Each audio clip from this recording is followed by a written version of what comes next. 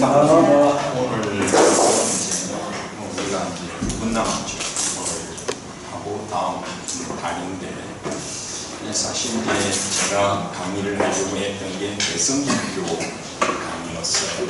그래서 인도에서 이제 중관, 반야사상, 우리가 배웠던 뭐 예장사상, 유식사상, 밀교 이런 파트를 공부를 했고, 이번부터는 이제 중국에서 일어난 대성불교.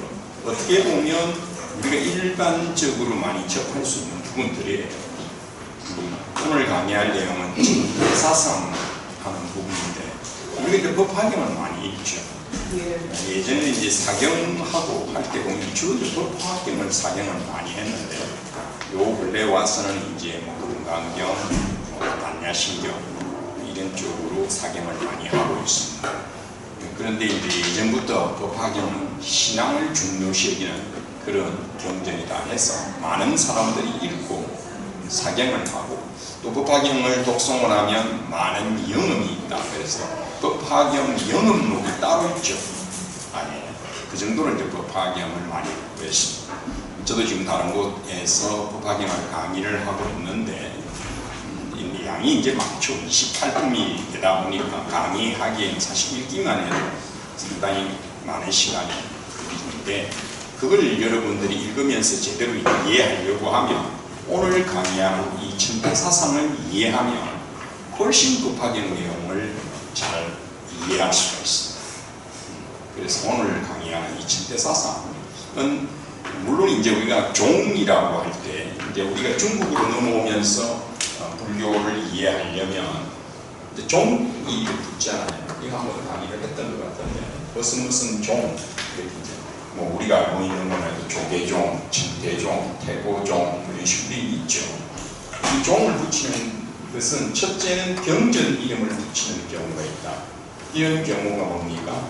우리가 잘 아는 화엄종, 화엄경전이구나. 또 열반경을 가지고 열반종 이런 식으로 경전이 화종 이런 식으로. 그 다음에 두 번째는 이제 스님을 뜻하는 경우가 있다. 스님을 뜻한다. 이게 이제 뭐냐면 조계종, 천태종 이런 건 다 스님을 뜻한다. 그런데 우리가 스님을 지칭하는 것뿐만 아니라 원래 이제 양반으로 태어나면 최소한 이름이 몇 개냐면 3개는 기본으로 갖고 있습니다. 첫째가 아명이죠. 어릴 때 짓는 아명, 어릴 때 짓는 이름이 아명이죠. 태어나면 이름을 지어주잖아요. 그 다음에 20살이 되면 뭐가 있어요? 자가 있죠. 자를 하나 가집니다. 자를. 그리고 이제 호를 가지죠. 호를. 그래서 이게 이제 명, 자, 호 이런 순서로 갖게 되는데, 이제 이걸 제일 많이 부르고, 이게 없으면 자를 부르고, 어리니까 20살이 이전에는 자가 없으니까 아명을 부르고 이럽니다. 근데 이제 이 호 중에는 여러 가지 호가 있는데, 일반적인 게 당호라, 당호, 흔호 이렇게 말하는데, 우리가 잘 아는 사명당, 청거당 이런 거, 그래서 사명대사 이렇게 말하잖아요. 그게 당호예요.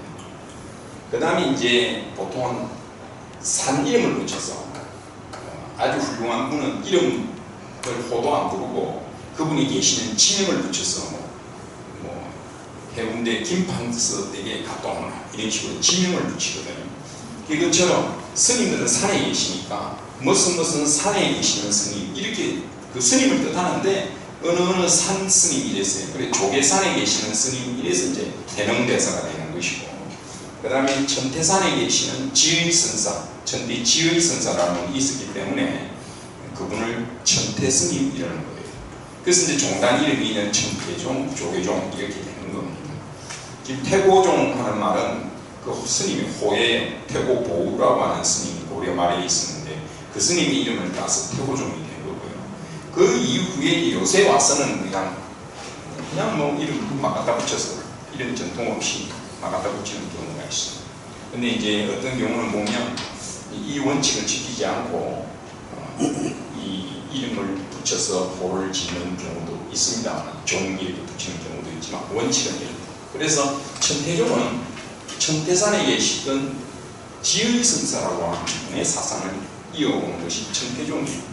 지금에 있는 전태종은 1970년도에 새로 종단을 만들면서 그냥 우리는 전태종을 이어가겠다 해서 상월대조사를 비롯해서 그때 이후에 만들어진 전태종 아시겠죠? 그러면 중국에서 이제 이 전태종이 열리는데 이 전태종의 특징이 뭐냐라고 하면 우리 이제 인도하고 중국 불교하고의 이제 구분을 하면 인도는 대단히 논리적이에요. 이게 분석하고 논리적으로 이렇게 나누어서 이렇게 깊이 파고 들어가는 거죠. 이게 이제 지난번 말씀드린 것처럼 성향으로 보면 서양 사람의 성향이다. 서양 사람들이 되게 분석적이라고 그랬죠. 근데 인도 사람들은 아리안족이 내려와서 주로 이제 상류사회나 아리안족인데 인도 사람들은 외모를 보더라도 상류사회는 서구인으로 생겼죠. 그리고 생각 자체가 이제 분석적이에요.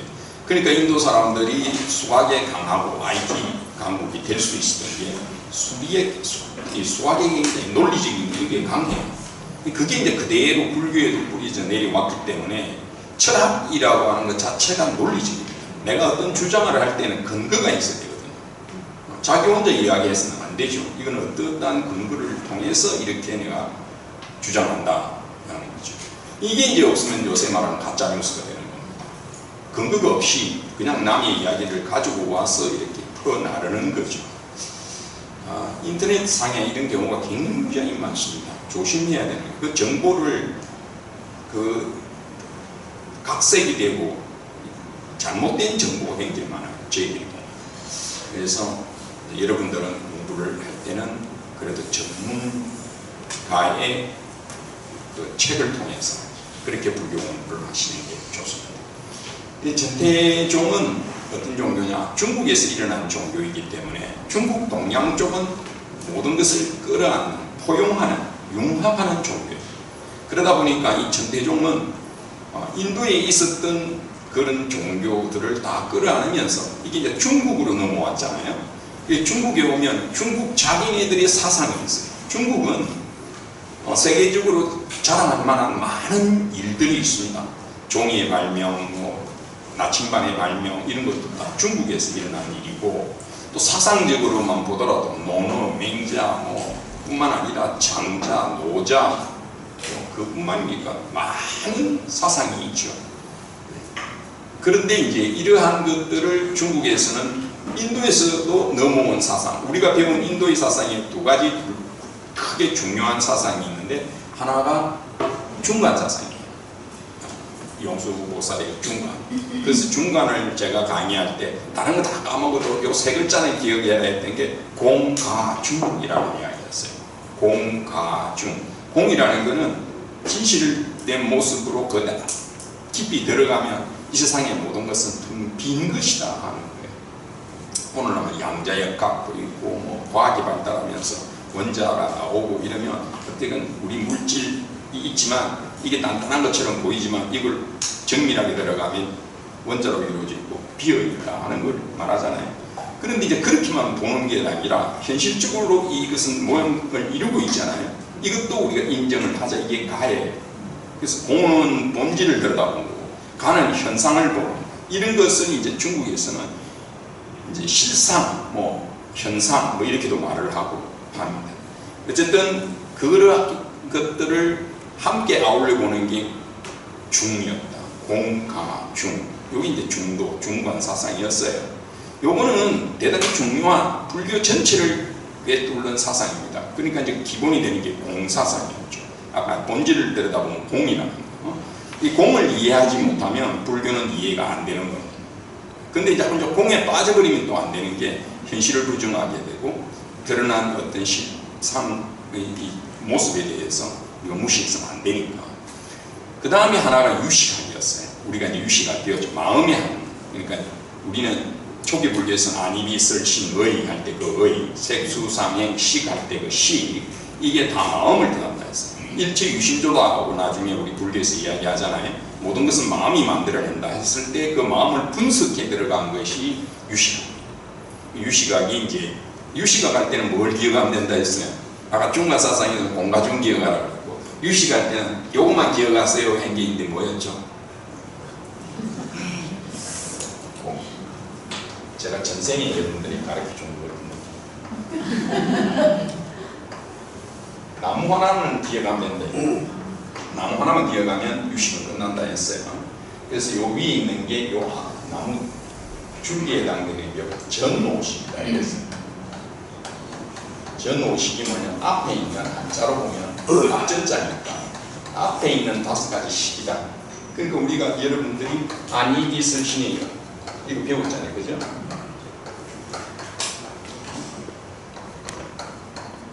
여기다가 식자를 붙이면 안식, 이식, 비식, 설식, 신식, 의식이잖아요. 6가지 식이 되죠. 식자는 똑같이 붙는 거예요. 그럼 요 앞에 있는, 마지막에 있는 의식, 요걸 나눠 앞에 있는 5가지를 우리가 전오식이라고 해요. 이 식자가 바꾸는데 전오식이죠. 안식, 이식, 비식, 설식, 신식이 전오식이에요. 요거와 요거는 구분이 된다 했죠. 그렇죠? 요거 공부하라. 용법 알고 있습니다. 대단히 중요해요. 앞에 하고 이건 뒤하더라. 그래서 이게 요 50이고, 그러면 요 안식, 이식, 비식, 설식, 신식은 자기 것밖에 안 된다. 눈은 보는 거, 귀는 듣는 거, 코는 냄새 맡는 거, 이것밖에 안 되는데 이거를 종합하는 게 바로 의식이다. 그렇죠? 그럼 이 그림에서 보면 이게 각각 가지가 있는데 요걸 종합하는 여기 하나에 모이는 이게 의식이다. 의식이다. 그 다음에 의식이 이 줄기를 통해 이제 나무 줄기를 통해서 내려간단 말이죠. 요게 이제 나무 줄기가 이게 여기 수식으로 하면 60, 요게 7, 뿌리가 8 요렇게 되는데 이제 말로 하자면 이게 말라식이다. 말라식. 여기 아래아식이다. 이건 이제 좀 어려운 말이죠. 전문적인 용어지만 이렇게 이야기했어요. 그래서 뭐 이것까지는 몰라도 6, 7, 8 이렇게만 기억하면 된다. 그래서 각각 역할이 뭐냐? 요건 종합하는 거였고, 요거는 뭐예요? 분별한다 했죠? 분별하는데 자기 중심으로 분별합니다. 사람은 다 자기 중심이에요, 기본적으로. 그래서 눈에 뭐밖에 안 보인다는 것처럼 자기의 관심이 있는 그게 눈에 들어오는 거예요. 그게 이제 분별하는 분별식이고, 요건 저장해놓는, 우리 저장을 해놓는 저장식이다. 종자, 뭐 분석, 여러 가지 말로 합니다만 이 저장하는 거다. 그래서 인풋, 바깥에서 들어오는 거, 또 여기서 나가게 됩니다. 그러니까 모든 기본은 데이터. 여기. 요게 이제 우리 현대식으로 이야기하면 이게 빅데이터다. 이게 빅데이터라고 그랬죠. 모든 정보를 받아들여서 집어넣고 이 정보로 인해서 또 바깥에 판단을 하고 행동을 하게 됩니다. 그게 유식이라고 했어요. 이 2가지가 이제 인도의 가장 핵심적인 사상이고, 그걸 그대로 받아들여요. 그리고 분리 역사적으로 보면, 시간적으로 보면 초기 불교, 부파 불교, 대성 불교 이렇게 있다고 그랬죠. 그러면 이제 대성 불교가 되면 우리는 크다, 대성이다 이래서 상대를 낮춰봤단 말이지. 너는 소성이다 이런 표현 안 쓴다고 그랬어요, 요사이는. 근데 이제 낮춰봤단 말이죠. 그런데 이 천태학의 특징이 뭐냐면 이런 모든 것들을 다 끌어안는다, 다 포용한다. 이게 이제 천태학, 특히 이제 중국의 그 사상까지 포함해서 다 끌어안는 게 천태학이었죠. 그러면 한국은 어떻느냐? 우리 한국 불교도 사실은 천태학의 영향을 굉장히 많이 받았습니다. 고려시대 때부터 시작해서. 그래서 오늘날 우리가 불교가 조계종, 참선하는 종단이라 하지만 사실은 법회를 하고 보면 경을 읽고 뭐 참선은 잠시 입증하겠습니다. 이 정도지. 여러분 뭐 따로 선방가지 않으면 건드리 안 하죠. 그 다음에 이제 주로 정도신앙, 남아미탑을 옛날에 많이 했고 요새는 관세음보살, 지장보살 뭐 이렇게 해서 하잖아요. 이런 모든 것을 끌어안는 것이 사실은 천태종의 특징이다 볼 수가 있습니다. 그리고 우리가 소승불교 이러면서 뭐 우리가 나중에 나오겠습니다만 성문 영각 뭐 이런 쪽을 낮춰봤는데 그것까지 다 포용을 하는, 심지어는 여성에 대해서, 그리고 데바다타라고 하는 불교에서 말하는 가장 나쁜 사람, 악인, 그것까지 다 끌어안는 것이 천태종입니다. 법화경 보면 되게 잘 나와 있죠. 법화경을 여러분들 읽어보시면 나쁜 사람도, 심지어는 이제 남녀 차별이 있는 그 시절에도 여성도 다 다 끌어안는 것이 바로 법화경 사상이고, 그것을 이어간 건 천태종이 그런 사상이다. 굉장히 통합적인 모든 걸 끌어안는 그런 거예요. 근데 이제 여기에서 무조건 끌어안는 게 아니죠. 이걸 알아야 돼요. 물론 이제 우리가 굉장히 그릇이 크면, 그죠? 능력이 그릇이 크면 뭐 어지간히 들어와도 그건 내 안에서 소화가 됩니다. 우리가 건강하고 몸이 건강하고 이러면 뭐 조금 잘못 먹어도 그게 들어와서 괜찮지만, 내 몸이 약하고 그러면 어때요? 잘못 먹으면 바로 탈이 나죠. 똑같아요.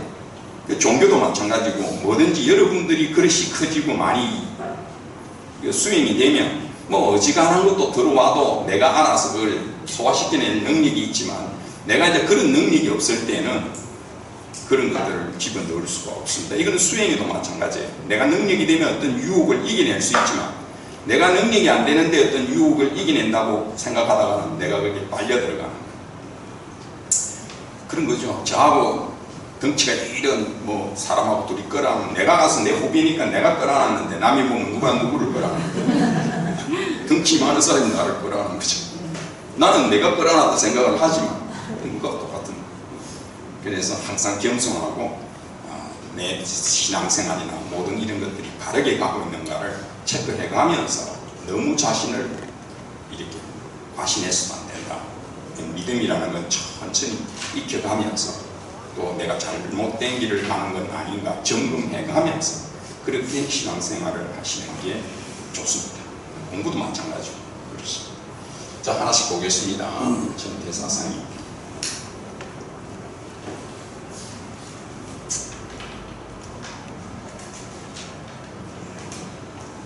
교수님, 그래, 그게 안 넘어가는데요. 예, 그 화면으로, 잠깐만요. 화면으로 바로.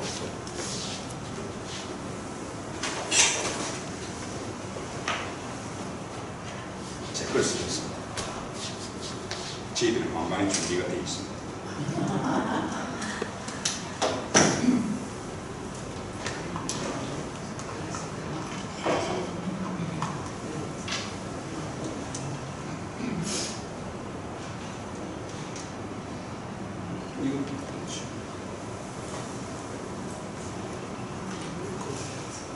소리가 나야 되는데 이게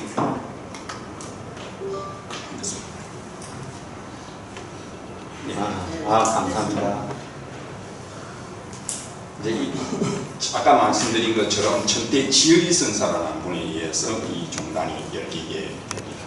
그럼 여기 있는 것처럼 천태지는 3대 불화에서 묘범연화경 문구, 그러니까 이건 이제 그 법화 문구라고 하는데, 그 다음에 법화현은 마하지관, 이 세 개의 책을 이제 저술은 그 밑에 제자가 했지만 남긴 세 가지 책입니다. 그러니까 다 법화경에 가는 것이 두 개가 있죠.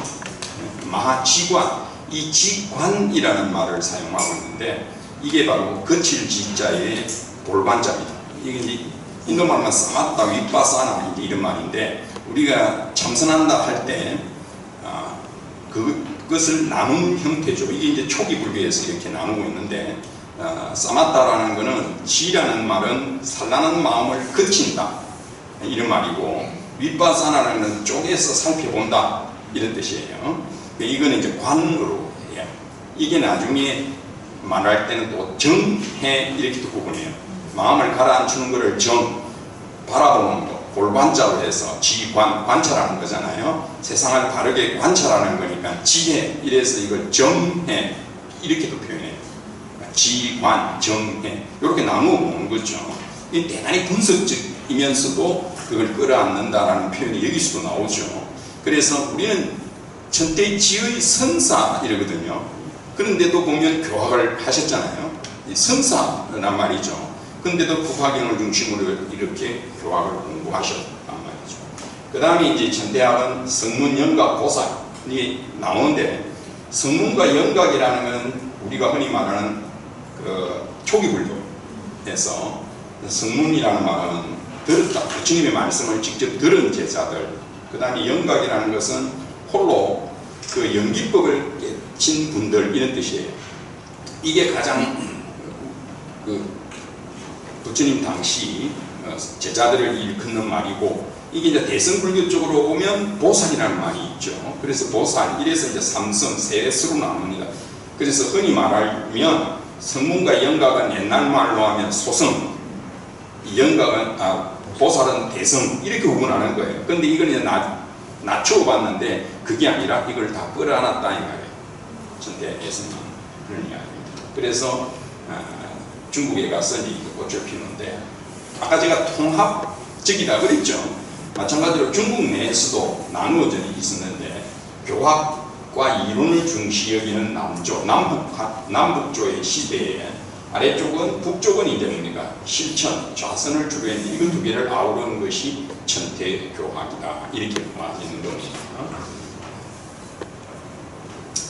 그래서 이제 여기 말씀드린 법화연의 법화문구 마하지관 이게 3대부라고 해갖고 이론과 실천을 겸비했다. 그리고 재미난 것은 이분이 말년에는 연구를 하셨어요. 이 천태지휘선사가 말년에는 연구를 하셨어요. 정도신앙을 했다 하는 이야기입니다. 그러니까 선사라고 말씀드렸죠. 선도하시고 교학, 법화경을 중심으로 교학도 하시고 그 다음에 연불도 하시고 이게 통합적인 모습을 보여주고 있죠. 그 다음에 이제 한국으로 보면 우리 한국 분들도 중국에 가서 이 천태종에 많은 역할을 했어요. 170대 현광이라는 스님이 계시는데 이분도 이제 중국으로 들어가서 이제 레벨을 보면 시기가 그 천태 지휘선사고 비싼 시기죠. 그때 남아 개사 스님으로부터 법을 받아갖고 귀국을 하기도 하고 이 재관이라고 하는 스님은 대단히 유명한 스님인데 천태종 전체에서 최고 유명한 저술이 천태사교의라고 하는 책입니다. 이 책은 얇은데 이 책이 중국, 일본, 한국 할 것 없이 천태종을 이해할 때는 가장 텍스트 기본입니다. 근데 이분이 이제 중국에 들어가셔서 저술을 했고 거기에서 입적을 하신 분이죠. 재관 스님. 그리고 이제 의통이라는 스님이 계시는데 보은 의통 스님은 중국에 들어가서 중국의 16조가 돼요. 그러니까 1조, 2조 내려오는 그 맥을 이어서 16조가 됩니다. 그 정도로 한국 스님들이 천태학의 발전에 많은 도움을 줬고 했습니다. 그 다음에 이제 우리 한국은 대가국사 의천이라는 스님이 고려 때에 열었습니다. 그래서 우리나라에 지금 많은 종단이 있지만 사실 가장 먼저 종이 만들어진 것은 천태종입니다. 아시겠어요? 이 고려시대 때 대가국사 의천에 의해서 열렸다. 대가국사 의천이 문종이 넷째 아들인데 왕자한테 출가한 거죠. 근데 이분이 이제 왜 그러면 실제로 이분은 한국에 있을 때는 고려시대 때는 이분은 화엄경을 공부한 스님이에요. 화엄종을 공부한 스님이거든. 근데 중국 가서 14개월밖에 안 있었어요. 원래 이제 송선을 타고 중국으로 들어갔는데 모후가 어머니가 빨리 들어오라고 막 찾아가고 14개월 만에 들어와서 천태종을 열었어요. 근데 이건 제가 생각할 때 다분히 정치적인 의도도 있다는 거예요. 뭐냐면 그 당시에 이제 교학, 화엄학이라든지 교학도 공부했고 스님들이 신라말 고려 초에 이제 선종을 받아들였거든요. 구산성문이라는 선종을 받아들였는데 교학도 있죠, 선종도 있죠, 전통적으로 내려오는 정토신앙도 있죠. 이러니까 이걸 다 통합할 수 있는 게 뭘까? 그게 바로 천태종이었다는 거예요. 그래서 막강한 후원을 입고 있던 이 의천이 천태종을 딱 만들자마자 그 종단이 굉장히 유행하게 됩니다. 세력이 커지게 된다고 해요. 그래서 그런데 이제 이 대가국사 의천이 한 일이 참 많습니다. 기본 백그라운드가 왕자 출신이기 때문에 단순히 왕자가 아니라 자기 형들이나 왕이 되고 아버지는 물론이고 전부 주변이 전부 왕들 집안이거든요. 이 집안. 그래서 이제 우리가 세계 최초로 만드는 게 뭐냐면 고려 교장이라는 게 있어요. 이분이 중국에 가서 돌아오시면서 많은 책들을 가지고 왔고 그 당시 우리나라, 그러한 일본 이런 데에서 스님들이 쓴 훌륭한 책들을 다 수집을 했어요. 그러니까 그걸 목록을 만들고 그걸 다 출판을 했어요. 이게 세계 최초입니다. 그러니까 부처님 말씀을 출판하는 것은 있는데 스님들의 글들을 모아갖고 이렇게 출판한 것은 세계 최초가 되었습니다. 이게 남아있기 때문에 실편대종 교장 총록이라고 하는 이 어느 스님이 뭘 썼고 어느 스님이 뭘 썼고 하는 기록이 남아있어요. 그게 다행스럽게. 그러니까 원효 스님이 지금 책이 많이 없어졌는데 원효 스님이 이런 책도 썼구나 이걸 알 수 있는 게 그렇게 대단히 중요한 기록으로 남아있죠. 이제 그 많은 일을 하신 분이 대각국사 의천 스님이에요. 그래서 지금 현재의 천태종에서 중국에 들어가서 그 천태 지의선사 대각국사 의천 자기 지금 주몽조인 상월대조사 세 분을 모셔놓고 그 상을 제가 만들어 놓고 있죠. 그런 게 다 그런 겁니다. 자, 그 다음에 이제 여러분들이 기본적으로 알고 있는 내용들이 이 천태종에서 나온 게 굉장히 많습니다. 사실은. 이게 그중 하나가 이 58교라는 이야기예요. 이 중국 불교를 이해할 때는 반드시 좀 어려운 말입니다만 교상판습이라는 말을 알아야 해요. 이걸 줄여서 교판이라고 하는데 저 위에 이제 교상판습 이렇게 있죠. 이게 무슨 말이냐면 인도에서는 어때요? 역사적으로 세월이 흐르면서 경전들이 만들어지고 그 사상들이 발전해 왔잖아요. 그죠? 오랜 세월이 거쳐서 이렇게 쭉 발달하는데 중국의 입장에서는 그게 한꺼번에 다 들어왔다는 거예요. 그 중국이 예를 들면 뭐 몇 년도에 뭐가 나왔고 뭐 이렇게 쭉 있잖아요. 우리가 교학적으로 볼 때는 뭐 중관사상, 예래장사상, 뭐 유식사상 이런 것들이 쭉 흘러왔는데 중국은 거기에 관한 정보가 한꺼번에 들어왔다는 거예요. 그러니까 이걸 분류할 필요가 있더라는 거예요. 쉽게 말하면 도서관에 책이 딱 들어왔는데 이 책을 루이 17급에 따라서 이거는 뭐 분류하잖아요. 그것처럼 이걸 분류할 필요가 있더라는 거예요. 그래서 그 분류를 하는데 그 가운데에서 나는 법화경을 보니까 이 경전이 최고인 것 같아. 또 누구는 화엄경을 보니까 화엄경이 최고인 것 같아. 이런 식으로 분류를 하죠. 그래서 종단이 만들어지면 천태종, 화엄종 뭐 이런 종단이 만들어지면 그 종단에서 그건 조금 어려운 말로 소의경전 이래 말을 하는데 그 말은 무슨 말이냐면 주로 우리가 믿고 읽고 하는 경전이 뭐냐 그 소리예요. 예를 들어서 우리 조계종은 지금 무슨 경전이죠? 네, 금강경. 그러면 천태종은 무슨 경전이었겠어요? 법화경. 화엄종은 무슨 종이었겠어요? 그런 식으로 이게 분류가 되는데 그때 이제 분류하는 방법이 각 종단마다 달라요. 왜냐하면 자기가 믿는 종의 그 소위 경전이 최고다 이걸 주장하고 싶으니까 화엄경에서는 당연히 화엄종에서는 화엄경이 최고야 이렇게 말하는 것처럼. 그런데 이제 보통 우리가 봐보세요. 아까 제가 모든 걸 종합하고 융합하면 한다 했죠. 그러려면 어떻게 얘기했어요? 내가 좀 좋긴 좋은데 네 것도 좋아하고 이렇게 받아들일 수 있는 마음이 있어야 통합이 되는 거지. 네 거는 시원찮아 나는 좋아 이름이 통합이 안 되는 거죠. 분열만 일어나고. 그죠? 그러니까 천태종은 다 끌어안을 수 있는. 그러니까 천태종에서 주장하는 내용들이 세월이 지나도 많은 종단에서 수용이 되는 거예요. 원래 통합적인 사상을 가지고 있었기 때문에.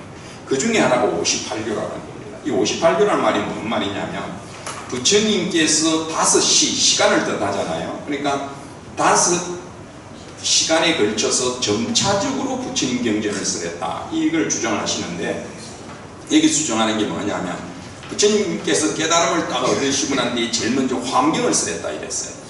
화엄경. 근데 연홍이 알아. 듣는 사람들이 이게 무슨 소리야 하고 이해를 못했다는 거예요. 경전에는 이제 기머거리와 같고 벙어리와 같았다. 부처님께서 말씀하시던 너무 어려워서 못 알아들었다. 그래서 그러면 점차적으로 쓸 법을 해야겠다 해서 그 다음 택한 것이 아함경을 제일 먼저 쓰랬다 이런 놈. 그 다음에 그거 끝내고 난 뒤에 이제 방등경을 쓰라고, 그 다음에 이제 반야경을 쓰라고, 그 다음에 법화열반경을 쓰랬다 이렇게 말했어요. 그럼 제일 나중에 쓰는 게 뭐다고요? 법화경이죠. 그게 이제 경지가 제일 높은 경지다 이 말에 밑에서 차근차근 올라왔으니까. 그런데 화엄경을 쓰라는 건 제일 처음 쓰랬는데 너무 어려워서 이해가 안 돼서 내가 점차적으로 했다 이래 되는 거잖아요. 그럼 화엄경도 굉장히 어렵고 훌륭한 경이라는 걸 인정하는 거죠. 그죠? 이게 이야기했는데 모르니까 내가 화엄경부터 차근히 했다. 이렇게 5시간으로 나눈 겁니다. 그래서 이제 그것을 50 이렇게 표현하는데 보통 거기에다가 몇 년씩 쓰랬다는 말을 해요. 그래서 예전에는 이걸 이제 외울 때 이렇게 외워 선설화음 37일 동안 쓰랬고 아함 12년을 쓰랬고 방등 8년을 방등경을 쓰랬고 21제 연반야 21년 동안 반야경을 쓰랬고 그럼 가장 많은 경전을 쓰는 게 반야경이죠. 21년이니까. 그 다음에 종답 마지막에 8년 동안 법화경을 쓰랬다 이렇게 이야기를 하고 있습니다. 그래서 이게 이제 보통 이것도 넘어가네. 그래서 이제 오시가 이렇게 되는 겁니다. 이것도 되네.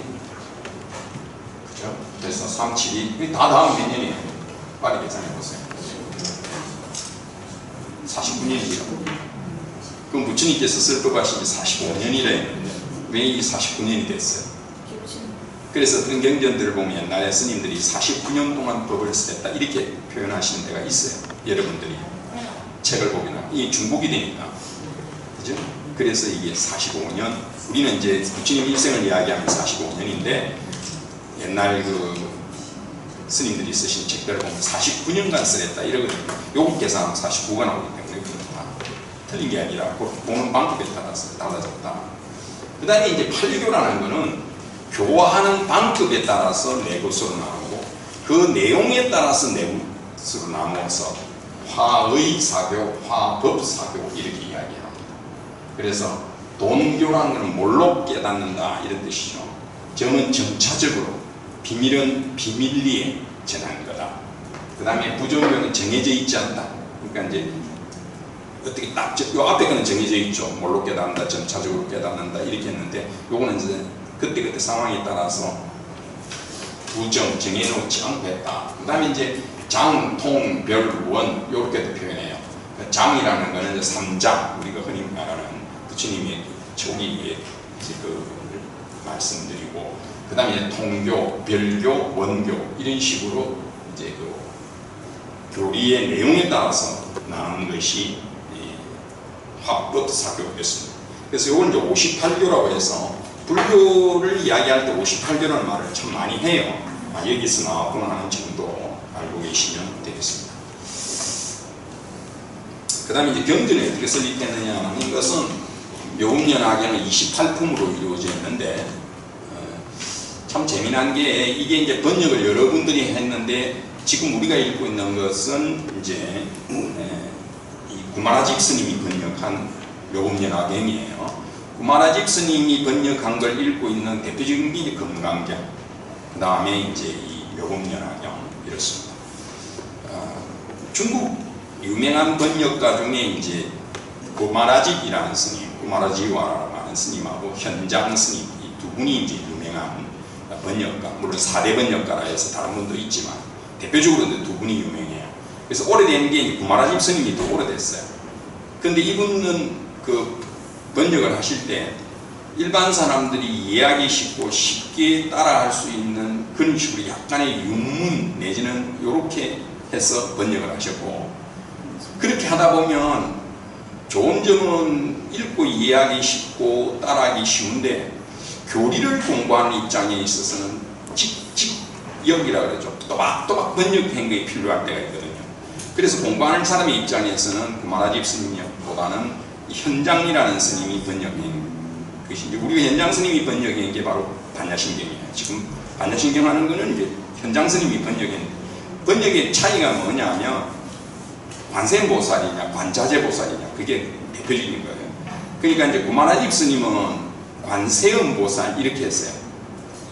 아발로티스와라라고 하는 인도말을 번역을 할 때 관세음보살 이렇게 번역을 했고 현장 스님은 관자재보살로 번역을 했어요. 그래서 여러분들이 반야신경योग 때는 뭐라고 해요? 관자재보살이죠. 그게 이제 현장 스님이 번역했기 때문에 그렇고 또 하나는 사또와라고 하는 말을 중생이라고 번역을 했고 구마라집 스님은 현장 스님은 유정이라고 번역했어요. 여러분들은 어느 게 귀에 익습니까? 중생이라는 게 귀에 익죠? 만세보살의 귀에 익죠? 그게 바로 구마라집 스님 번역입니다. 보통 번역을 하면 옛날 번역보다는 새로 번역된 것들이 더 인기가 있습니다. 왜냐하면 앞에 글을 보고서 수정을 한다든지 그러니까. 그런데도 불구하고 지금도 경전을 독송하고 이럴 때는 구마라집 스님 번역본을 많이 우리가 독송하죠.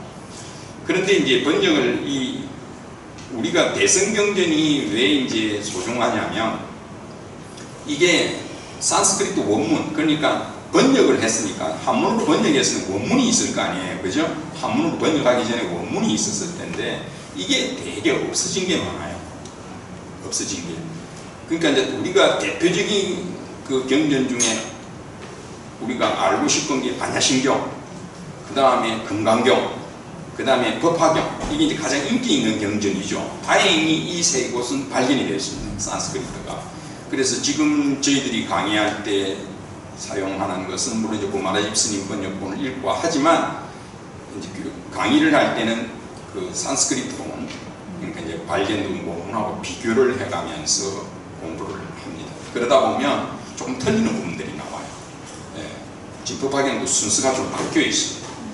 지금 고마라집 스님 번역본이 순서가 바뀌어 있고 우리가 법화경 7유라고 해서 7가지 비유가 있다 그러는데 번역이 안 된 부분이 있어요.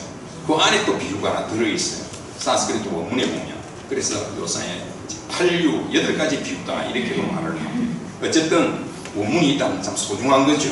원문하고 비교를 해보면 우리가 확실하게 이해할 수가 있습니다. 공부를 하는 입장에서는. 그래서 이제 명음연화경은 28품으로 지금은 되어 있습니다. 근데 산스크리트 보면 27품이고요.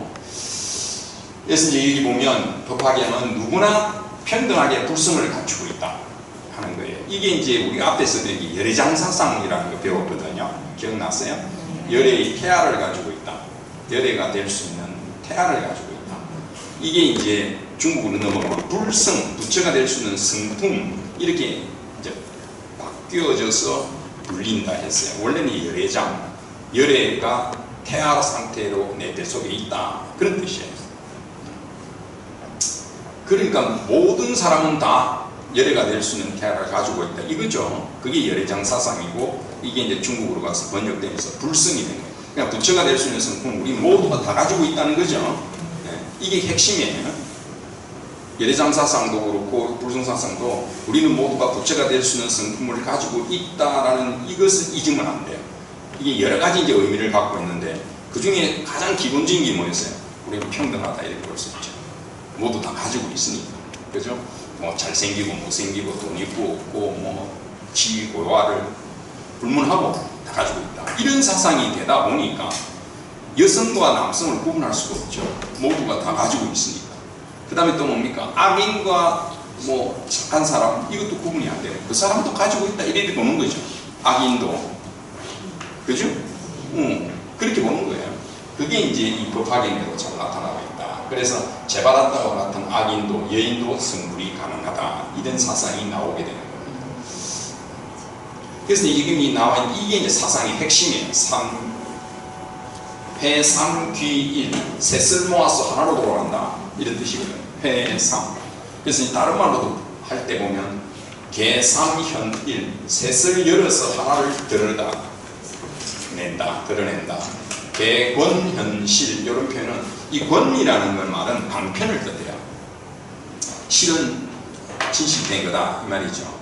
그래서 방편을 통해서 여러 가지 방편을 통해서 참다움으로 이끌어봤던 거다 이렇게 말하는 거예요. 그러니까 핵심이 이제 회, 삼, 귀, 일이에요. 그럼 셋이 뭐냐 하는 거고 하나가 뭐냐 하는 거죠. 밑에 있는 것처럼 셋이 아까 말한 것처럼 성문, 영각, 보살입니다. 이게 이제 여러분들은 법화경에 뭐라고 나와 있냐면 비유가 되는 게 이 비유입니다. 잘 알죠? 화태문의 비유라는 거. 그죠? 먼저 부잣집이 불이 났는데 애들이 그 안에서 놀고 있는데 이 장자가 방편을 써서 여기 뭐 양이 끄는 수레, 사슴이 끄는 수레, 소가 끄는 수레에 너희들이 좋아하는 장난감이 있다. 이러니까 이 말을 듣고 애들이 나왔다는 거 아닙니까? 그랬더니 이제 하얀 소가 끄는 큰 수레에 장난감을 실어서 줬다. 이제 세 가지를 이야기했죠. 사슴, 양, 소가 끄는 수레인데 나오니까 큰 하얀 이 백자라는 말이 하얀 소라는 게 이게 최고 마진을 뜻하거든요. 백자라는 게. 이 백이라는 의미, 희다라고 하는 의미가 이게 최고라는 의미합니다. 그래서 말이나 뭐 모든 거에 백자가 붙으면 최고 좋은 거예요. 백마 이런 식으로. 그런데 여기 사람도 이제 백자가 붙으면 최고죠. 막백자 맞으라는 것이죠. 사람도 이 흰 거를 갖다 붙이면 맞백자 맞지 않는다. 그래서 이제 여기 그래서 그 원효 스님의 반심 수행장 우리 이제 공부를 하다 보면 경전들을 이제 공부하게 되는데 물론 이제 뭐 금강경도 많이 공부하시고 하는데 경전 아니고서 우리가 읽으면 좋은 게 대표적인 게 반심 수행장. 물론 이것을 뭐 불교대학이나 이런 쪽에서 경전을 가르치는 그런 쪽에서 초발심 자경문 이래서 조계심학 입문 그 다음에 이제 이 발심 수행장 자경문 이렇게 해서 이제 세 가지를 엮은 책이 초발심 자경문이라는 건데 그걸 공부하는 곳이 많더라고요. 근데 엄격히 말하면 이 셋은 스님들을 위한 경전이기 때문에 글이기 때문에 그래서 제가 신도는 그냥 발심 수행장 정도 하나 읽으면 참 좋을 것 같아요. 나머지 그 두 개는 스님들한테 주는 거기 때문에 발심 수행장이죠. 그 제일 앞에 나오는 게 이겁니다. 부재불재불이 장정멸 공원 어다급대 사욕구에며 중생이 윤회와 경문은 어무려세 탐욕 불산이라는 구절이 제일 먼저 나오죠. 여기서 이제 화택문이라는 거 나오죠. 요 앞에 나온 게 뭡니까? 구광천당에 소왕지하는 삼덕 이리 나옵니다. 천당이라는 건 딱 나오고래. 그래서 이 천당이라는 말이 불교용어다 하는 걸 알 수가 있는 겁니다. 지금 기독교에서 천당 그 말을 쓰지만 원래 불교용어입니다. 천당이라는 말. 오늘 발심 수행장에 바로 나와요. 구광천당에 딱 나오죠. 여기 중생들이 화택문을 윤회하는 것은 불란집이라는 거예요. 그래서 불란집의 비유다 이렇게 이야기하죠.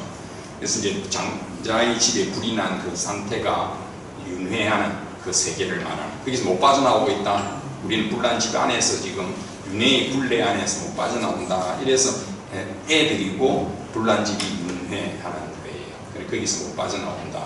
그 얘기를 이야기하는 거죠.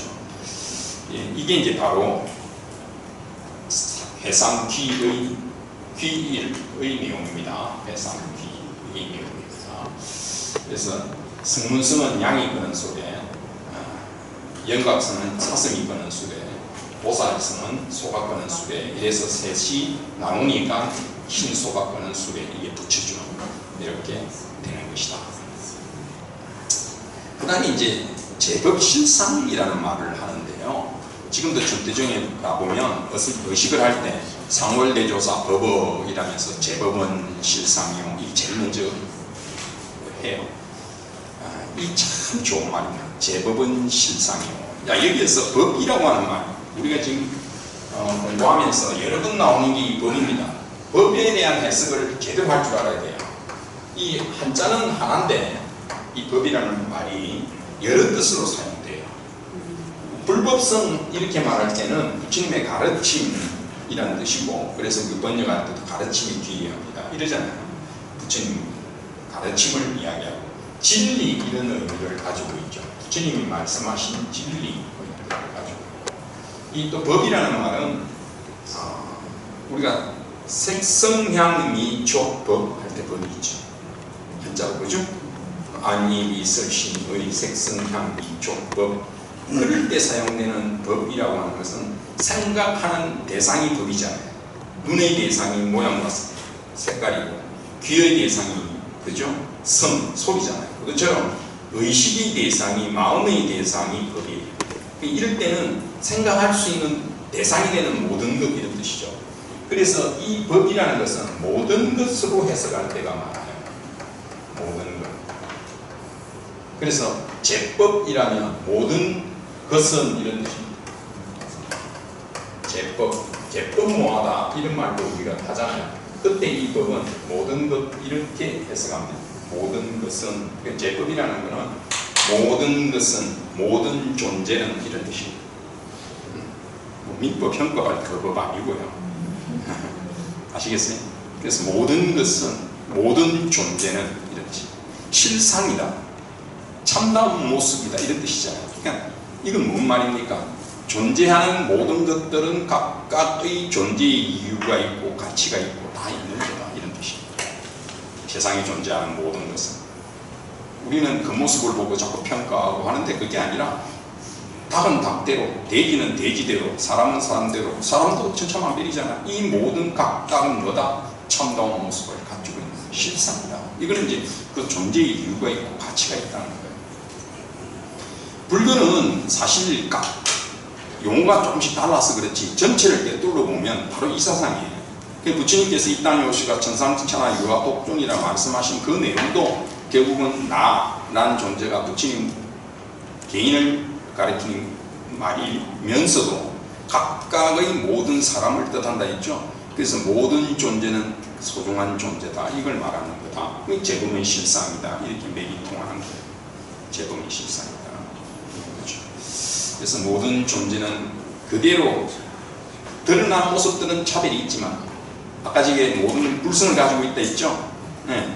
들여다보면 모두는 다 평등하고 진실된 모습, 실상을 가지고 있는 거다. 이래서 재범의 실상이다. 이런 말이죠. 이게 이제 나중에 또 나오겠지만 우리가 공가중 배울 때 한번 생각을 해보면 본질로 들여다보면 다 공이라고 그랬죠. 그러나 드러나는 모습들은 차별이 있는 거죠. 차별이 있잖아요. 그러니까 이거 두 개를 다 우리는 인정하고 받아들여야 된다. 이 말이잖아요. 공가중에서 중요한 거는. 그걸 그대로 정확하게 가지고 옵니다. 자, 여기에서 삼재원융이라는 말이 나오는데 이게 바로 그 말이에요. 공가중 이 얘기하는 겁니다. 중간에서 말하는 공가중에서. 그래서 이제 개성에 보면 이 중론에서 배운 여러 인연이 화해서 생긴 법 존재라고 그랬죠. 모든 존재들은 아설적시무 이것은 곧 무라는 말이 이제 공이라는 말이고 통하는 말이죠. 공이다 말이에요. 또한 거짓 이름이며 가명 공가중 중에 가가 나왔죠. 그 다음에 또한 중도의 뜻이라고 한다. 역시 중도이다. 그래서 시자가 3개 있다. 얘가 삼시라고 합니다. 공가중 이렇게 되는 거죠. 여기서 그래서 그게 그대로 이 천태학에서 받아들여서 그렇게 관찰하라 하는 것입니다. 그래서 이걸 공재, 가재, 중재, 이제 공가, 중을 그대로 이어받아서 3가지죠. 이 3가지가 원융하다. 다른 말로 하면 일심상관이다. 한 마음으로 이 셋을 관찰하라. 이 말이에요. 살아가는 방법이 어떻다고요? 본질도 들여다보고 또 드러난 모습도 한번 보고 아울러서 그걸 관찰할 수 있어야 된다. 이게 3가지로 관찰하는 이것만 되면 참 좋겠죠. 네. 드러난 모습이 뭐 눈에 그렇게 보이는데 그걸 무시할 수는 없잖아요. 드러나는 것을 갖다가 우리가 무시할 수는 없어요. 세상은 이 현실적인 면 이걸 무시할 수 없어요. 이게 이제 중관학에서도 진재, 속재 이런 말이 나왔잖아요. 진속이라는 말이에요. 세속적인 것도 무시할 수가 없다. 일상 속에서 우리는 살아가야 되는 사람들이에요. 자꾸 잘못 이해하면 그러니까 이걸 제대로 이해 못하니까 공사상에 빠지고 허무주의에 빠지고 이러는 거예요. 마치 뭐 그걸 이야기하면 대단히 뭐 유식한 것처럼 이야기하고 세상을 초월한 것처럼 말하지만 그게 아니라 불교는 굉장히 현실적이에요. 현실적. 그러니까 아무리 내가 위로 쳐다보고 앉아있어도 땅에 발을 딛지 않고는 살 수 없는 거 아니에요. 서 있지 못하는 거죠. 잠시 벙 뜰 수는 있어도 항상 발은 땅에 붙어 있어야 되는 거예요. 현실 속에서 우리는 살아가는 거다. 그걸 이제 받아들이는 거죠. 공가중 이게 이제 중간 사상에 나왔던 건데 그걸 그대로 천태학도 받아들이고 있다 하는 거고. 그래서 이제 공가중 배웠습니다. 이게 재밌는 거예요. 일념삼천. 이게 이제 화엄 사상에 가면 일체유심조라 모든 것은 오직 마음이 만들어낸다. 이제 이런 말들 많이 들어봤잖아요. 근데 천태학에서는 뭐냐면 일념삼천이다. 한 생각에 3000세계가 펼쳐진다. 이 소리예요. 한 생각에 3000세계가 펼쳐진다. 이 대단히 논리적이죠. 3000이라는 숫자를 딱 내놨잖아. 그 3000이 어디서 나왔느냐? 10 곱하기 10 곱하기 10 곱하기 3에서 3000이다. 딱 이거 분비를 해놨어요. 그게 이제 이 일념삼천이다. 그 중에 하나가 뭐냐면 대단한 게 저 10개 호구설이라는 10개가 있다는 거야. 10개. 10개가 뭐냐? 10개 그러니까 이 잘못하면요.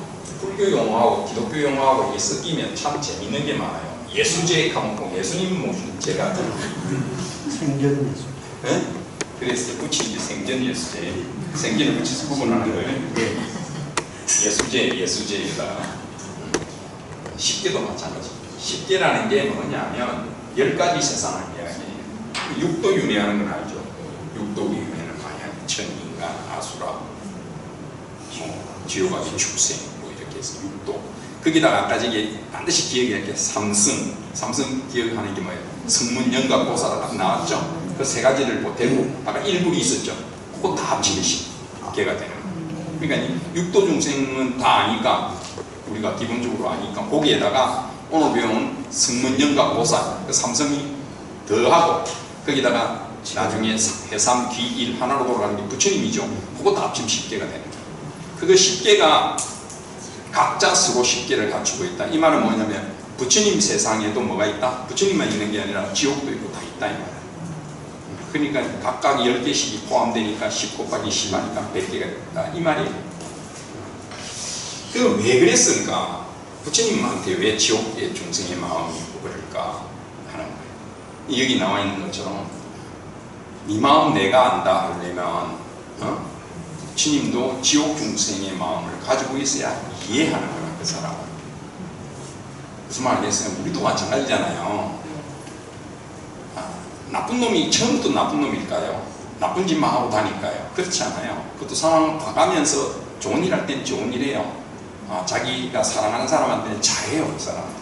그러니까 집에서 잘하는 사람이 나와서 다를 수가 있고 집에 못하는 사람이라고 해서 바깥에 나가가 욕 얻어먹는 사람은 아니에요. 무슨 말 알겠어요? 다 이제 칭찬받으면 좋지만 때에 따라 다 상황에 따라 다른 거예요. 그러니까 어떻게 보면 환경에 따라서 그 사람이 지배를 받는 거예요. 환경에 따라서. 아주 나쁜 짓 하러 가는 사람이 오늘 이제 나쁜 짓 하러 가는데 길을 가다 보니까 어린애가 하나 툭 엎어지가 쓰러져 있다. 그러면 나는 나쁜 놈이니까 그냥 난다? 아니겠죠.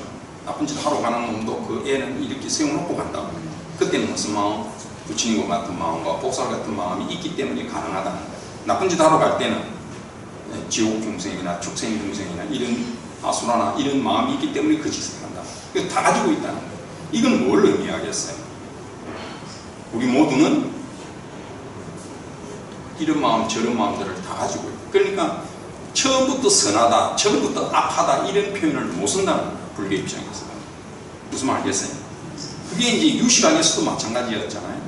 유식학이라는 것이 우리가 받아들여서 저장을 할 때 좋은 것도 받아들이고 나쁜 것도 받아들이고 다 했지만 지금까지 60, 70 살아오면서 난 좋은 일만 했어 나는 나쁜 일만 했어 그런 거 아니잖아요. 좋은 일도 하고 나쁜 일도 하고 뭐 했겠죠. 그게 아리아식에 다 저장이 됐어. 그런데 이제 드러낼 때 옛날에는 나쁜 짓 하면 그게 들어가 있지만 그걸 안 드러내는 거지. 그죠? 그게 이제 빅데이터가 그렇게 중요한 거라고. 빅데이터가 되면 안에서 자정 능력을 갖고 변하지는 않는데 자정 능력을 갖는다고 안에서 스스로가 정화되고 하는 거예요. 스스로 안에서 물들물이 되는 겁니다. 그런 거죠. 그래서 그런 뜻을 가지고 있는 것이 바로 일령삼천의 십계 보구설이다 하는 겁니다. 성구설이라는 말은 아까 말씀드린 것처럼 성품을 갖추고 있다. 그러니까 똑같은 말이죠. 거기에서. 그래서 모든 세계는 존재는 각각 다른 세계의 성품을 가지고 있다 하는 거고 그래서 불교의 입장에서 보면 본성으로서의 악이 존재한다는 사상으로 이제 이게 발전되기도 하지만 그렇죠? 왜? 섞여 있으니까 모든 게 그러니까 악하다 선하다 이렇게 구분할 수는 없지만 그런 성격은 성품은 가지고 있다는 거죠. 그래서 훌륭한 사람도 착한 마음과 함께 나쁜 마음도 존재하고 악한 사람도 착한 마음과 함께 나쁜 것도 같이 가지고 있다는 거죠. 그렇죠? 그래서 여기 보는 것처럼 불쌍한 사람을 보면 부처의 마음도 같지만 음식과 성에 대한 탐욕으로 마귀가 되기도 하고 권력과 명예를 위해 아수라가 되기도 하고 그런 거다. 그 상황에 따라서 그렇게 하는 것이다. 여기에서 보면 지리스사가 이야기하고자 하는 게 뭐냐라고 하면 이겁니다. 현실 도피, 현실 세계에서 도피해서 오로지 적정만을 즐기는 붓다는 진정한 붓다가 아니고 사바 세계를 중심으로 적극적으로 활동하는 붓다야말로 진정한 붓다다. 이거 기억하셔야 돼요. 이게 이제 대승불교에서 자기 신의 깨달음도 중요하지만 중생을 교화하는, 구제하는 이 역할이 크잖아요. 그래서 보살은 그러면 상구보리 하와 중생 이런 말을 쓰잖아요. 깨달음을 나는 추구하면서도 중생들을 교화하겠다는. 그래서 신무도 같은 경우도 나중에 끝에 보면 저자에 내려가고, 또 이중인 천태학에서도 나중에 주장한 게 뭐냐면 마장, 우리가 수행을 해 나가는데 이 마귀들의 유혹이 뭐냐 할 때 그 중에 이런 내용들이 있어요. 자기 혼자 산에 올라가 또 딱 혼자가 편안하게 있는 그것도 마귀에 빠진 거다 이렇게 니 혼자 닦아가 말 건데 말이죠. 내려와서 중생들을 구제해야 될 거 아니냐 이거예요. 니 혼자 지금 올라가 산에 가고 유유자적하고 있을 때가 아니라 이 말이죠. 고통이 지금 고통 속에 중생이 있는데 자기 혼자 지금 산에 올라가서 격리되어 있다라면 안 된다 이 말이에요. 그걸 대승불교의 특징이 그거잖아요. 그런 것들을 말하고 있는 거죠. 그래서 이게 이제 참 재밌는 내용인데, 그 중에서 보세요. 10개가 서로 갖추고 있어. 100이 됐죠. 그 다음에 이 뭐냐면 10여시예요. 10여시 사상입니다. 이게 이제 모든 법의 참되운 모습을 한마디로 말할 수가 없으니까 10가지로서 설명을 한 게 10여시 사상이에요. 저는 이 10여시 사상만 나오면 제가 대학원 시험 칠 때 이게 주관식으로 나왔어요. 10여시 사상에 대해서 쓰시오. 야, 이거 외우고 쓰는 사람 몇 대일까? 이게 전공자 아니면. 근데 마침 제가 이거 외우고 있어서 시험에 합격을 했는데, 이거 10가지를 순서대로 어떻게 외워? 한꺼번에 외우려니까 문제가 있고, 이걸 끊어서 외우기 쉬워요. 상승체 요 3개를 딱 하나로 끊고요. 그 다음에 역작을 딱 하나로 끊고요. 인연 과보는 제가 한번 설명한 적이 있죠. 그 도표가 여기서 나옵니다. 인연 과보라는 도표 제가 여러분에게 설명을 드렸는데, 그 인연 과보 나왔죠. 그 다음에 본말 국경 처음과 끝이 이와 같다 했으니까 10개 외울 수 있죠. 자, 상승체라는 것은 드러나는 모습이에요. 성은 그 성질이죠. 내부의 성질. 체는 주체잖아요. 그리고 이걸 하나는 역작이라는 말이 불교에서 많이 나옵니다. 역작이라는 말이에요. 37조 도품에서도 오력오작 이런 말이 나오죠. 자, 여기 보세요. 역하고 이게 작인데, 이걸 어떻게 이제 우리가 볼 수 있냐면요. 역은 타고난 거라고 보면 돼요. 능력이라고 보면 돼요. 타고난 능력. 우리가 역작이다, 참 역작이다 이런 말을 쓰려면 역과 작이 합쳐져야 돼요. 이거는 실제로 내가 하는 게 작이에요. 짓는 거예요. 그러니까 타고난 능력과 후천적인 노력 이렇게도 볼 수 있어요. 역작이 되는. 그러니까 타고난 능력은 별로 없는데 열심히 해도 역작은 안 되지만 뭐 좋은 작품을 만들어내지만, 정말 좋은 작품을 만들어내려면 타고날 때부터 특출한 능력을 가져야 돼요. 아시겠어요? 이게 없어요. 노력만으로 되는 건 아닌 경우가 많죠. 한계가 있습니다. 또 타고난 능력은 많아도 노력 안 하면 안 되겠죠. 그래서 역작이 같이 붙여 있어야 돼요. 역작이 되는 거야. 역작. 인연과보는 이라고 설명했고요. 그래서 이 10가지를 설명합니다. 그러니까 이제 10개, 10여시 합치니까 1000이 되죠. 그 다음에 이제 3이 뭐냐면, 3종세간이라고 해서, 이것도 이제 많이 이야기합니다. 제가 처음에 여기 와서 환경 이야기할 때도 이 3종세간, 불교에서 말하는 환경이 뭐냐라고 할 때 섹로박, 그러니까 세계라는 뜻인데, 불교에서는 세계를, 다시 말해서 환경을 셋으로 나눌 수가 있다. 그게 뭐냐면, 첫째가 인간을 중심으로 하는 오음세간이다. 오음이 뭐냐면 오온과 같은 의미입니다. 색수상행식 이거죠. 네. 그러니까 우리는 색수상행식으로 이루어져 있다 그러잖아요. 그 오온세간입니다. 오음세간. 개인을 중심으로 하는 세계가 있고, 그 다음에 중생세간, 그죠? 모든 생명체들이 살아있는 그런 것을 중심으로 하는 세간이 있고, 국도세간은 기세간이라고도 하는데, 이 중생들이 머물고 있는 이 환경, 이걸 말합니다. 기세간. 그래서 그 세 개를 합치니까 이제 3세간이 되고, 10개, 10여시, 그 다음에 3세간 합쳐서 3000이 된다 하는 이야기입니다. 굉장히 이제 수학적으로 이걸 잘 설명하고 있죠. 이 천태학이 좀 그런 것 같아요. 굉장히 논리적이면서도 보이나요? 그런 것 같습니다. 이게 그림을 열심히 제가 그렸습니다. 이렇게 되면 페이지는 3,000개. 그리고 제가 3,000개를 줄을 이었다 그죠? 3,000개는 안 되겠구나. 어쨌든 그렇습니다. 이게 3,000, 1년 3,000이나 내용이고. 그 다음에 아까 말씀드린 지관이죠. 지관. 그칠지 올관자.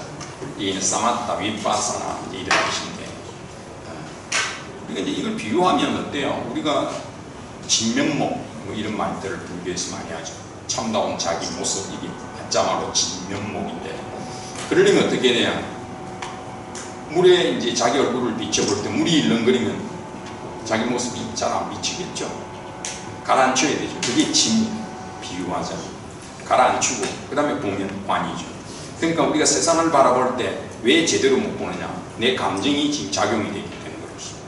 그래서 불교에서는 이 뭐 탕물, 그 다음에 색소를 풀어난 거, 그 다음에 이것처럼 이끼가 낀 거, 뭐 여러 가지 5가지로 설명을 합니다만, 자기 진면목을 바라보지 못하는 이유가 펄펄 끓어갖고 막 감정이 펄펄 끓으면 안 되고, 그 다음에 이제 탁하게 물감이 풀려 있어도 안 되고, 진흙이 있어도 안 되고, 일렁거리도 안 되고, 뭐 이제 여러 가지 비유를 하는데, 지관은 그거에 가라앉히는 거예요.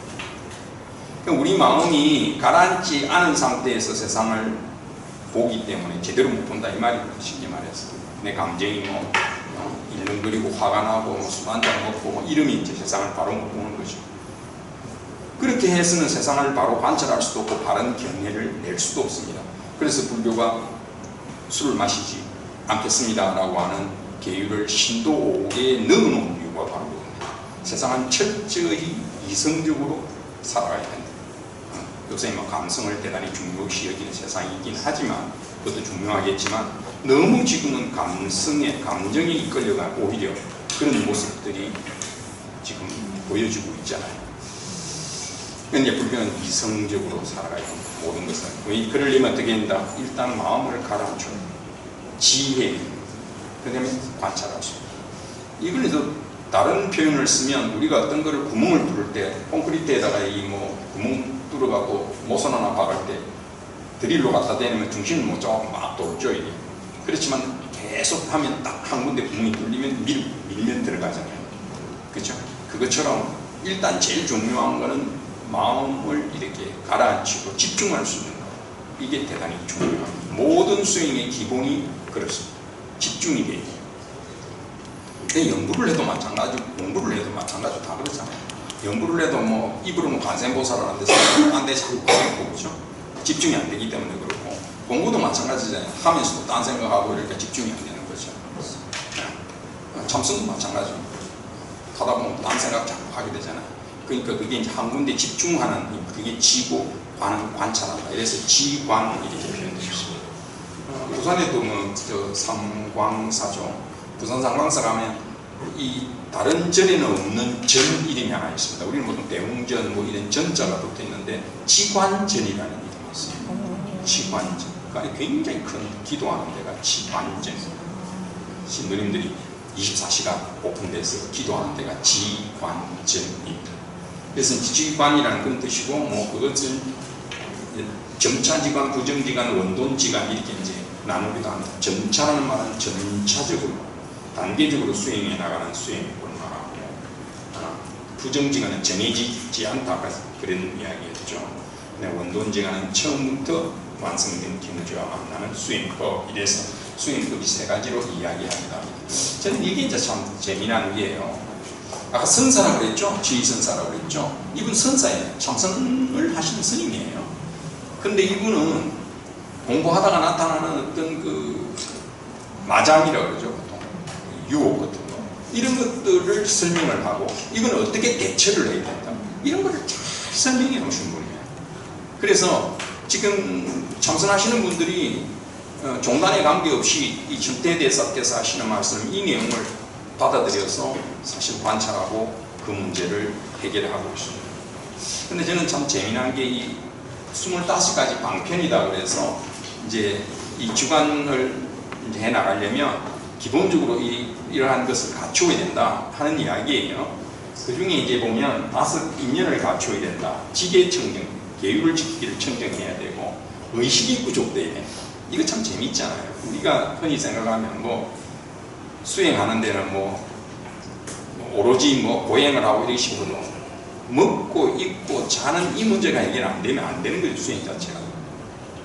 의식은 기본이다 이 말입니다. 갖춰져야 된다. 그 다음에 이제 한거 조용한 곳에 머물고 식재영문대 이게 이제 뭐냐면 세상과 연결되어 있는 여러 가지 인연들을 끊어라. 그 다음에 이제 선지식을 얻어야 된다. 우리가 선지식이라는 말 많이 하죠.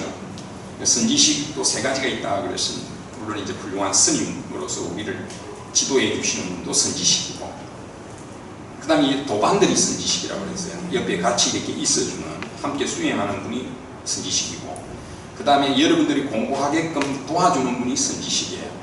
여러분들이 여기 와서 공부할 수 있도록 집에서든지 이럴 때 시간을 허락해주고 이런 게 선지식이에요. 그분들도 선지식이에요. 그분들도 고맙게 해야죠. 이런 게 이제 5가지를 갖춰야 된다. 가짜는 이제 이건 경계해야 된다. 이게 이제 색욕, 성욕, 향욕, 미욕. 우리가 말하는 오감이죠. 색, 성, 향, 미, 촉이고. 그 다음에 장애를 버려야 된다 하는 게 탐진, 그 다음에 수면, 자문서. 이 반대말이 도회입니다. 도회는 덜렁덜렁거리는 거예요. 마음이 들떠가 덜렁덜렁거리는 도회. 그 다음에 의논, 의심하는 거. 이걸 버려야 된다. 조심. 그 다음에 조절해야 되는 게 이게 5가지가 있다. 보통 이제 3가지를 많이 해요. 그 중에 이제 몸을 조정하고, 그 다음에 호흡을 조정하고, 마음을 조정한다. 이런데 더 나누면 5가지로 된다. 이 말이에요. 뭡니까? 밥을 먹는 걸 조절해야 된다. 조식이죠. 많이 먹으면 돼요. 졸리죠. 배고프면 그것도 안 되죠. 조절해야 되죠. 그래서 이 배는 뭐하고 연결되어 있다고 해요? 눈꺼풀하고 이런 게 되어 있다고 그러죠. 그래서 배가 나오면 눈꺼풀이 툭 떨어져요. 자, 땡그는 거예요. 배가 땡그는 거예요. 나오면서. 그래서 밥 먹고 나면 이 배가 불러지니까 눈을 내리는 거예요. 무슨 말 됐어요? 그 다음에 먹는 거 조심해야 되고, 그 다음에 수면도, 잠자는 것도 조절해야 됩니다.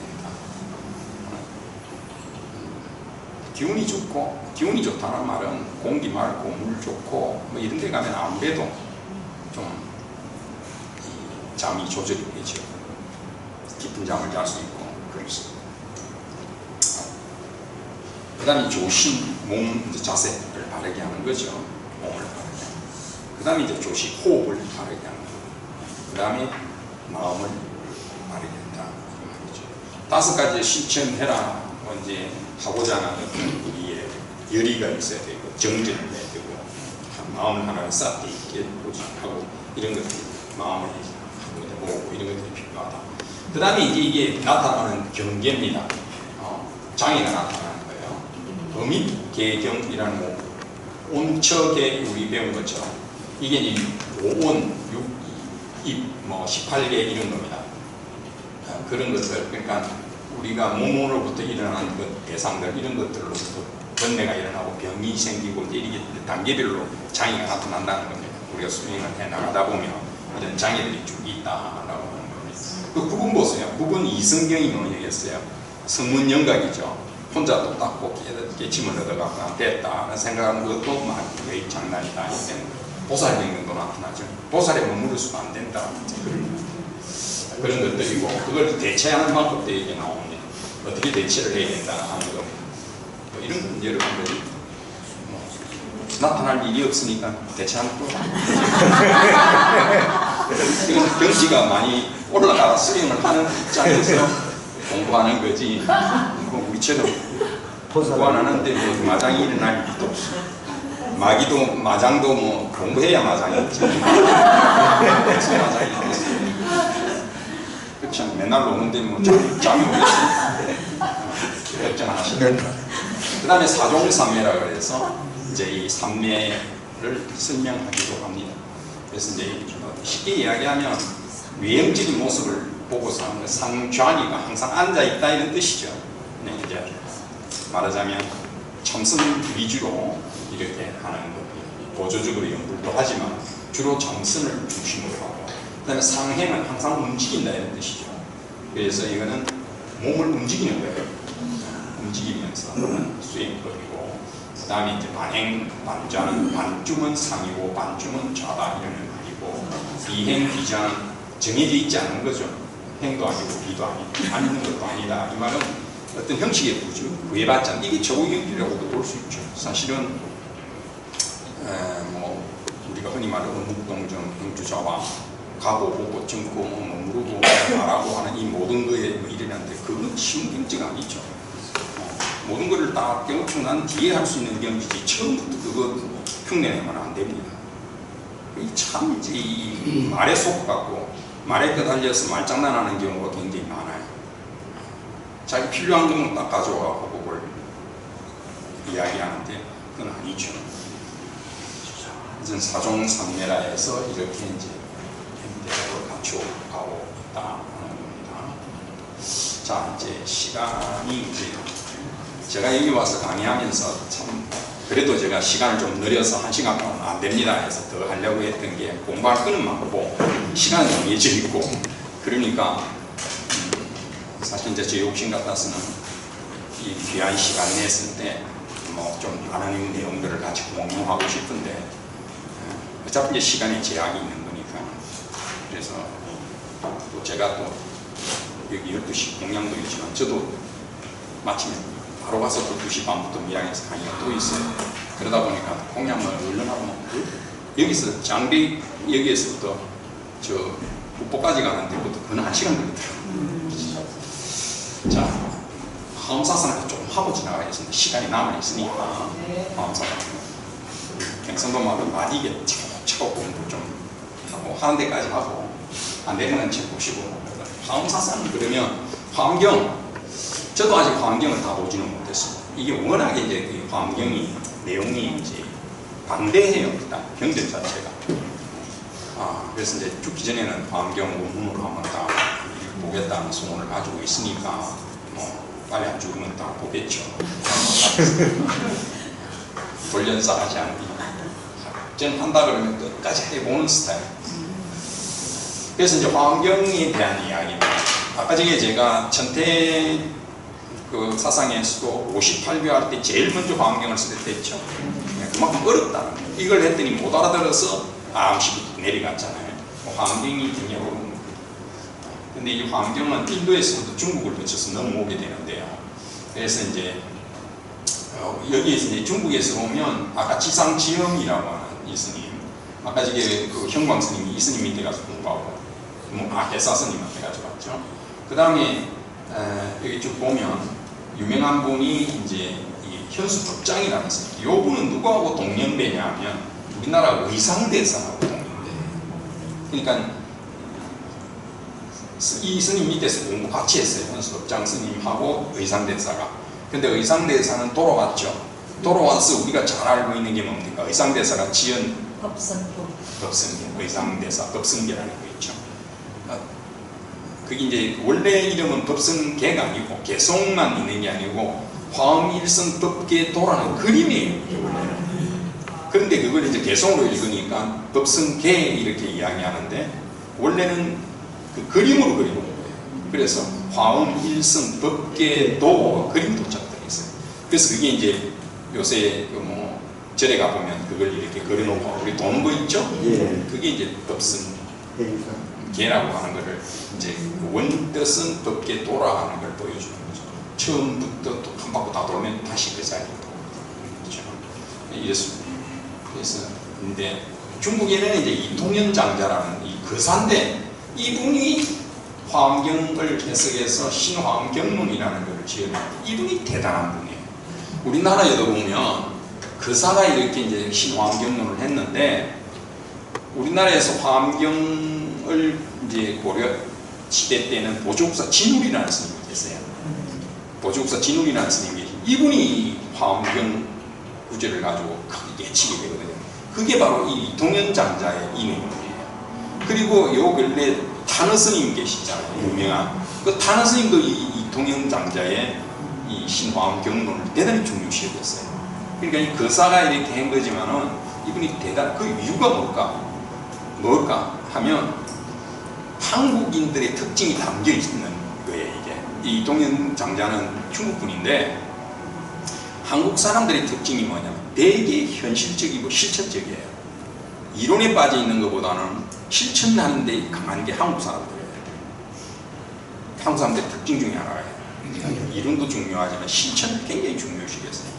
그래서 이 법장 스님 계열은, 중국의 법장 스님 계열은 이론 중심이라고 하면 의상대사 같은 경우는 실천 중심이에요. 특히 의상대사의 법성계 화식망상 필부득 할 때 우리가 교리적으로 보면 그 이유는 되게 실천적인 거라고 보거든요.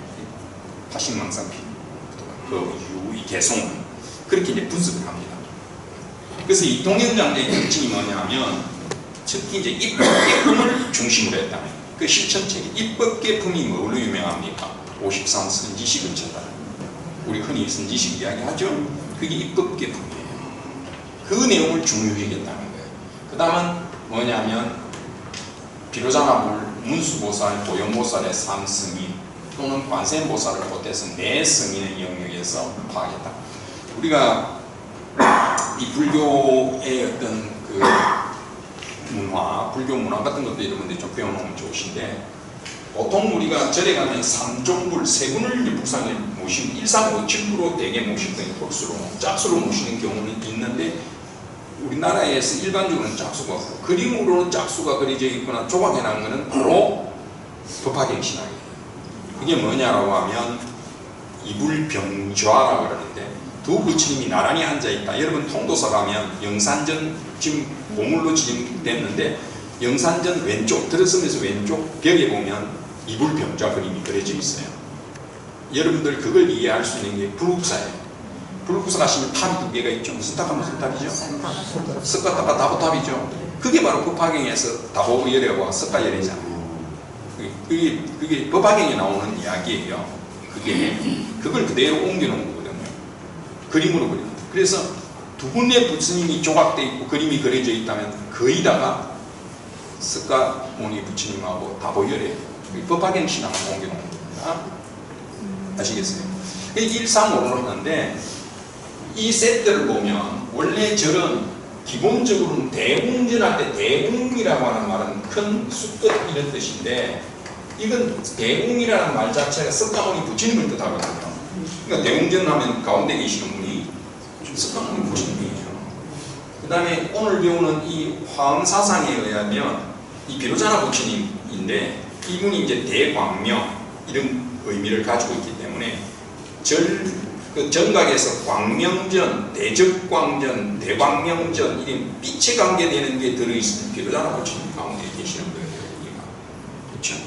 그래서 세트를 모시게 되는데, 보통은 이 가운데에 석가모니 부처님이 앉아 계시면 왼쪽에 문수보살, 오른쪽에 보현보살, 이게 세트입니다. 석가모니 분이 계시면 문수보살, 보현보살 이렇게 이제 세트죠.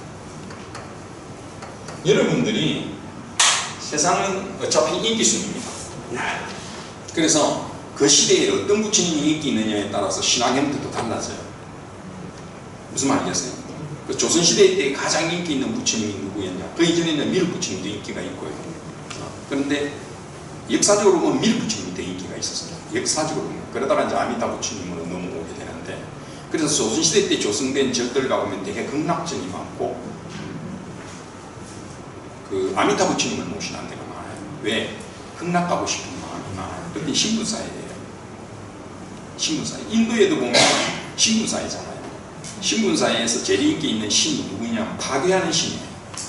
창조하는 신이 인기 있는 게 아니라 파괴하는 신이 인기 있어요. 왜 파괴하는 신이 인기 있겠어요? 제발 이 세상 그냥 끝내자는 거예요. 지긋지긋하잖아. 천민으로 살고 이러는 게. 응? 그런 의미를 가지고 있습니다. 그러니까 조선시대 때도 다 극락하고 싶고 신분사회고 이러잖아요. 또 전쟁이 터지고 이럴 때는 이제 죽고 나면 우리도 지금도 다시 보지 나무아미타불 하잖아요. 극락 정도. 그래서 그때는 그 아미타불이 인기가 있었어요. 그래서 거의다가 저기 아미타 부처님 신앙이에요. 근데 이제 요 근래 오면 어떻게 됐냐면 아미타 부처님에 대한 신앙이 좀 시들해졌어요. 왜 그래요? 극락 갑시다 안 간다. 극락행 버스가 이때 지금 무료 승차할 수 있도록 옛날에 비싼데 극락가자. 지금 무료로 차 한 대를 대절해 놓고 극락가자 해도 안 탄다는 거야. 뭐라 그래? 좀 더 사다 갈래? 그러니까 새로 요새 절 짓는 데는 아미타 부처님을 본종으로 모시는 경우가 거의 없습니다. 드뭅니다. 왜? 한번 갔다 이게 순위로 가서. 그래서 그게 이제 시대 순위예요. 근데 자 여러분들이 예불문 할 때 예불 칠정 내용 하잖아요. 보살 단계가 나오죠. 대지, 문수보살, 대현, 오영보살, 또 뭡니까? 대비 관세음보살, 그 다음에 대형본전 몇 분입니까? 네 분입니다. 4대보살이죠. 여기 지장보살만 빠졌지 다 있잖아요. 그래서 여기 보면 비루자나 부처님은 법신 비루자나 부처님이고 이 문수보살, 오영보살 있고 관세음보살이 계시죠. 그래서 이렇게 부처님까지 해서 네 분의 승인에서 관계가 파악이 되고 있다. 지금 우리가 이제 예불문에 그 네 분의 부처님을 보살님을 올렸다는 것은 그분이 제일 지금 인기가 있다 이런 이야기예요. 우리가 대세지 보살도 있잖아. 원래 아미타 부처님 극락전에는 가운데 아미타 부처님이 계시면 왼쪽에 관세음보살, 오른쪽에 대세지 보살도 상당히 그 비중이 큰데 미안하지만 대세지 보살은 큰 적이 없단 말이에요. 그게 아미타 부처님 세계에서는 좌우 보천대 그죠? 네, 그런 걸 볼 수 있다. 그 다음에 이제 이 동행장자는 깨달음의 세계와 미망의 세계가 하나다. 그리고 이제 선정을 중요시했고 중국 사상은 대담하게 도입했다. 이런 것들이 이 동행장자의 그 신화경문에서 다루고 있는 내용입니다. 한국에 오면 원효대사, 더 이전에 자장스님 계시죠. 우리가 이제 보통은 자장스님이 이제 통도사 자장스님, 율사 뭐 이렇게 많이 되죠. 자장율사 율사라는 이름이 붙은 거는 뭐 내가 뭐 개를 지킬지언정 뭐 나오잖아요. 자기를 이제 정성으로 모시려고 할 때 그 개를 지키고 내가 살겠다는 그 내용 때문에 율사이라고 말을 하지. 사실 자장스님은 화엄종스님이에요. 화엄 사상을 이어가는 스님. 그래서 이제 중국에 가서 무수 기도를 하고서 뭡니까? 부처님 장상 가서 부처님 가사하고 사리를 얻어와서 여러분 잘 아시죠? 5대 정멸보궁에 모셨기 때문에 지금 5대 정멸보궁이라는 말이 바로 여기서 나온 거잖아요. 자장. 근데 통도사는 가까운 데 있으니까 그렇습니다. 그 다음에 원효대사. 이 원효대사는 여러분 잘 알다시피 중국 안 들어갔습니다. 유학파가 아니에요. 유학파가 아니고 잘 알다시피 뭐 해골 바가지 물 마셨다 이래 되는데 상국 유사에는 그렇지 않고 이제 운막 그러니까 무덤 고총이라 그러죠. 무덤에서 장구로 되어 있습니다. 어쨌든 중국을 안 가시고 의상대사만 갔다 오시죠. 그런데 중국에 안 갔음에도 불구하고 이 원효 스님이 했던 저술한 책들은 베스트셀러. 이 원효 스님은 뭐 책도 뭐 대승기신론도 있고 뭐 화엄경도 있고 굉장히 다양한 부분에 있어서 우리가 중관, 유식, 우리 배운 거 전부 다 책을 남겨놓고 있습니다. 근데 그 책이 남겨있는 책 하나하나가 다 베스트셀러. 그리고 연구하는 사람들은 반드시 이거에 대한 필독서가 있습니다. 그러니까 원효대사는 대단한 분이라는 걸 알 수 있습니다. 그래서 이제 원효대사의 화엄경 소를 만들었는데 법장, 아까 저기 그 중국에 대표되는 법장 있죠? 그분이 오히려 해동소다, 해동이라는 게 우리 신라당을 말하니까 거기에 유명한 원효 스님의 그 소다 이 말이에요. 그 다음에 이제 의상대사는 우리가 잘 알고 있죠. 예, 7은 39줄로 210자를 만들어서 15줄, 14줄 이래가 이게 이제 화엄일성 법계에 돌아가는 겁니다. 도상으로 이렇게 펼쳐져 있다. 그래서 이제 가운데서 시작되는데 원래 제일 가운데 여기 법자에서부터 시작되죠. 법성, 원융, 무이사, 제법, 부동, 본래적 이렇게 돌아가는데 우리가 들어갈 때는 가운데부터 있을 수가 없어요. 여기 문을 하나 따갖고 요렇게 들어가서 요렇게 돌죠. 다 돌아서 이렇게 나오버리죠. 들어가서 그렇습니다. 그래서 요게 이제 우리가 말하는 화엄일성 법계도가 되었습니다. 그럼 이 화엄일성 법계도는 뭐냐? 왜 법성계라고 그러냐 하면 이 내용만 우리가 다 이해하면 화엄경의 사상을 다 이해하는 거예요. 이 안에 다 들어가 있어요. 자, 다음 시간에 조금 여기에 대해서 설명을 할 텐데 쉽게 말하면 화엄경사상은 모든 시간과 공간의 경계를 깨는 거다 이렇게 생각하시면 됩니다. 이 내용에 일적 다적이 뭐 이런 것도 일미긴중 합시방 이런 게 나오잖아요. 그 말들이 뭐냐면 시간과 공간의 개념을 깨는 겁니다. 예를 들면 1초 안에 10시간이 들어가고 우리가 생각할 때는 1초 10시간하고 시간 길이로 보면 안 되죠. 1초가 10시간 안에 들어가지 10시간이 1초 안에 못 들어오잖아요. 들어오죠. 그 다음에 공간을 보면 티끌 속에 이 우주가 담기고 이러거든요. 그죠? 말하자면 요만한 주먹이 이 방 안에는 들어갈 수도 이 방의 주먹이 이 안에는 못 들어가잖아요. 하나가 다요, 다가 하나다. 하나가 나누어진 다인데 그게 또 하나. 이 이해가 안 되죠. 그 내용을 이야기하고 있는 겁니다. 이게 오늘날 인터넷 세상, 이런 세상에서 다 실현되고 있는 거예요. 그러니까 여기서 중요한 건 뭐냐면 이 세상에 존재하는 게 실제라고 하면 이게 일어날 수가 없는 거예요. 티끌 하나도 내 눈에 들어오면 아파서 못 있는데, 그죠? 이게 다 들어온다고요? 그렇게 해석하는 게 아니라는 거예요. 이 세상은 다 허상이다. 이렇게 보면 다 이해가 되는 거예요. 또 다음 시간에 제가 설명드릴게요.